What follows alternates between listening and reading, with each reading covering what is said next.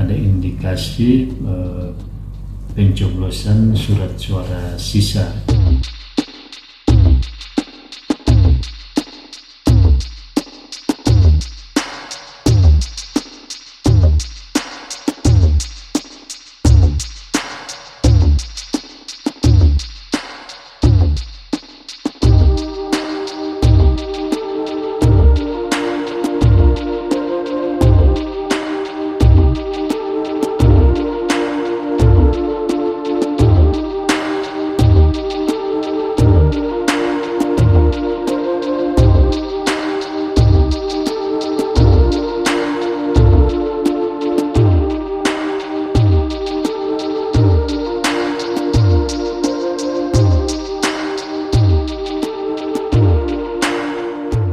Dugaan pelanggarannya yang dilakukan di salah satu TPS di Desa Kelamo Cingecingnya, Jayalolo Selatan, Kabupaten Halmahera Barat itu dilakukan pada hari H pemungutan suara. Jadi ada indikasi pencoblosan surat suara sisa yang melibatkan jajaran KPPS dan saksi yang ada di TPS tersebut.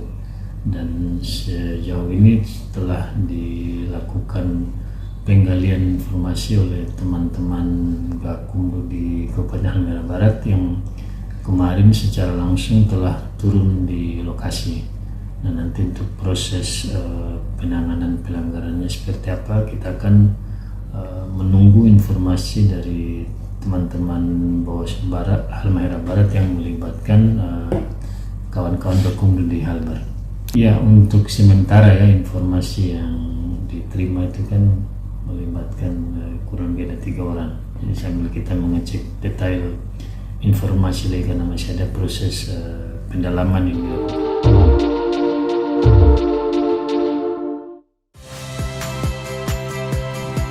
Saya Cynthia Rompas. Saksikan program-program Kompas TV melalui siaran digital, pay TV, dan media streaming lainnya. Kompas TV, independen, terpercaya.